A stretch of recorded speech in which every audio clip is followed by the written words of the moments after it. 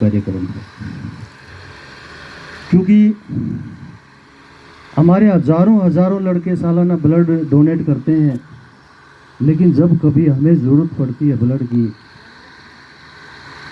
तो उसके चार्जेस तो हमें देने ही पड़ते हैं 1200-1500 रुपये, लेकिन उस टाइम उसके बदले में हमें यूनिट भी डोनेट करनी पड़ती है। मैं समझ नहीं पा रहा कि वो ब्लड हमारा जा कहाँ रहा है, उसका कहाँ यूज़ हो रहा है। ये एक सोचने का विषय है। आपने उस लीग से हटकर एक वृक्षारोपण का कार्यक्रम किया, जो कि जन जन, और मैं तो कह रहा हूँ कि समर्थ पूरी जो अपना इन्वायरमेंट इकोलॉजिकल सिस्टम उसको मेंटेन करता है। ये बिना पेड़ के जीवन नहीं है। Existence of life without trees is impossible. जीवन असंभव बिना वृक्ष के। वृक्ष हमें फूल भी देता है, फल भी देता है, और पत्तियाँ, तने, पत्तियों से न जाने कितनी सारी औषधियाँ बनती हैं, न जाने कितने जीवों के काम आता है। उसकी छाल उसकी धूप से बचने की भी काम आता है। तो ये एक इकोलॉजिकल सिस्टम को मेंटेन करने के लिए जो आपने बेड़ा उठाया, ये बहुत अच्छी पहल है। मैं साधुवाद देता हूँ इसके लिए पितर भक्त अमित को व समस्त ग्रामवासियों को। और पेड़ का लगाना तो बहुत ही, जैसा कि संतों महात्माओं ने भी कहा है कि तरवर सरवर संत जन चौथा वर्ष में परमार्थ के कारण ये चारों धारा दें।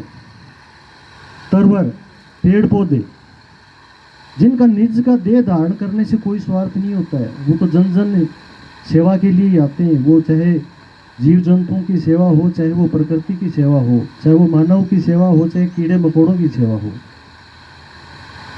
तो प्रथम चीज तरवर, फिर दूसरा सरवर, तालाब। तालाब जो अगर देह धारण करता है तो तालाब का निज का कोई स्वार्थ नहीं होता है, वो जीवों की प्यास बुझाने के लिए काम आता है। संत महात्मा एक अच्छा संदेश देने के लिए संसार के अंदर आते हैं। और चौथा वर्ष में, और जो ये बारिश होती है, इसका निज का कोई स्वार्थ नहीं होता है, ये जन जन की सेवार्थ हेतु देह धारण करते हैं। इसी क्रम में तो एक बहुत अच्छी पहल है, लेकिन यहाँ एक सबसे बड़ा प्रश्न है कि हमने पौधारोपण तो कर दिए, 1000 कर दिए, 2000 कर दिए, उनमें हम कितने पौधों को कामयाब कर पाए, ये सबसे बड़ा क्वेश्चन है। इस चीज़ पे भी आपको एक खास फोकस रखना पड़ेगा, और इस पहल को इसी तरह कंटिन्यू किया जाए। बहुत अच्छी बात है। मैं साधुवाद देना चाहूँगा समस्त ग्रामवासी, समस्त न्यांगली ग्रामवासियों को। मैं धन्यवाद देना चाहूँगा कि आपने मुझे दो मिनट का बोलने का समय दिया। धन्यवाद।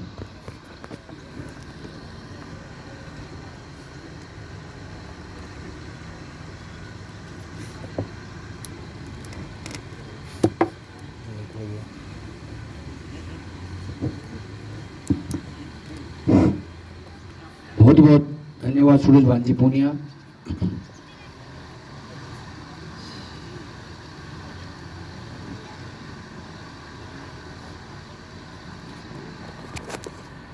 पार्षद बड़े भाई राहुल पारिक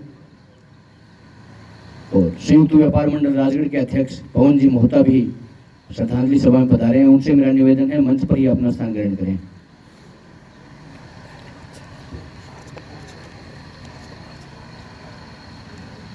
संबोधन के अगले क्रम में अब मैं निवेदन कर रहा हूं राजकुमार जी पूनिया से, वे भी मंच पर आए और अपने विचार रखें।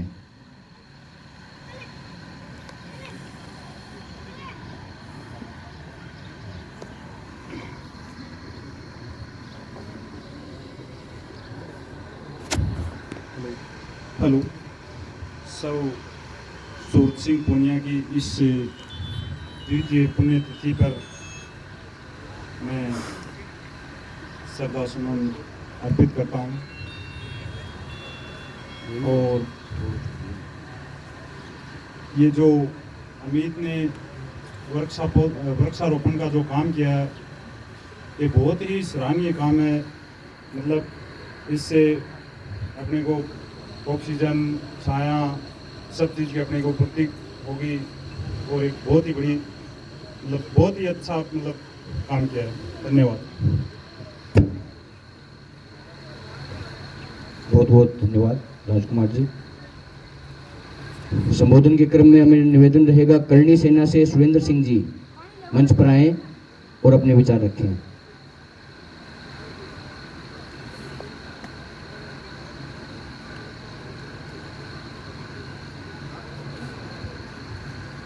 सर्वप्रथम स्वर्गीय काकोसा सूरज सिंह न्यांगली के चरणों में नमन, और न्यांगली परिवार का भी मैं धन्यवाद करना चाहता हूं, जिन्होंने काकोसा की द्वितीय पुण्यतिथि पर जो ये वृक्षारोपण का काम किया है। हमारे से पहले सर्वप्रथम स्वामी जी ने बताया था कि पुण्यतिथि तो बहुत मनाते हैं, पर एक जैसे इन्होंने एक मेले की तरह आदमी इकट्ठे होते हैं, यहाँ सामान देते हैं, ये बहुत बड़ा काम है। और भाई अमित न्यांगली जिस तरीके से अपने पिताजी की पुण्यतिथि पे पिछली बार भी इन्होंने 1000 पौधे लगाए थे, और इस बार भी इन्होंने संकल्प लिया है 1000 पौधे लगाने का। ये बहुत ही अच्छा काम है, क्योंकि आपने अभी देखा होगा कोविड-19 के दौरान हर इंसान को ऑक्सीजन की जरूरत पड़ी थी, और मारामारी भी मची थी सिलेंडरों के लिए, ऑक्सीजन के लिए। जब इस वातावरण के अंदर ऑक्सीजन भरपूर होगा, वो भरपूर कैसे होगा? पेड़ पौधे लगाने से, तो सिलेंडर की जरूरत भी नहीं पड़ेगी। मैं न्यांगली परिवार और भाई अमित से निवेदन करता हूं कि आप हर बार इसी तरीके से पौधे लगाएं, और ये कार्यक्रम जो इन्होंने हर बार बनाया है बहुत अच्छा है। धन्यवाद। बहुत बहुत धन्यवाद सुरेंद्र जी। इसी क्रम में मेरा निवेदन रहेगा नरेंद्र जी सांगवान से, वे भी मंच पर आए और अपने विचार रखें। स्वर्गीय श्री सूरज सिंह न्यांगली की दूसरी पुण्यतिथि पर उनको कोटि कोटि नमन। पधारे हुए जितने भी बाहर से साथी आए हैं उनका बहुत बहुत धन्यवाद।